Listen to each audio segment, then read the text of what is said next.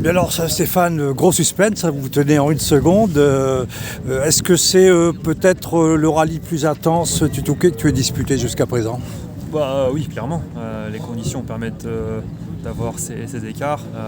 Les spéciales sont très très rapides et c'est difficile justement de créer des écarts. On le voit depuis le début du rallye qu'on se bat à la seconde, voire au dixième. Donc c'est top, ça met du suspense et c'est ce qu'on aime.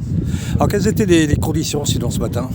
Très bonne, relativement sec, à part l'arrivée de la longue où on a pris un peu d'humidité dans les sous-bois, on ne s'y attendait pas forcément. Mais globalement c'est assez facile à prédire. Les voitures sont quand même assez propres pour un Touquet, donc ça montre que les routes sont piégeuses par le sable et la terre, mais dans l'ensemble ça va. On l'a vu d'ailleurs aux vitesses, là ce matin vous êtes allé vraiment très vite. Les moyennes sont élevées, on est autour des 130 de moyenne, donc ça se déplace un peu. Ouais. Alors tu disais hier effectivement tu craignais un petit manque de compétition puisque tu n'avais pas couru depuis le Charlemagne, puis surtout tu découvres une nouvelle voiture.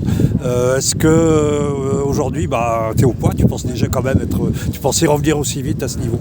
Ouais, après quand on regarde la première boucle, il nous manque quand même 5 secondes sur Johan. Après on a réussi à faire jeu égal tout le temps. Mais les 5 secondes d'hier matin, c'est clairement une remise en route que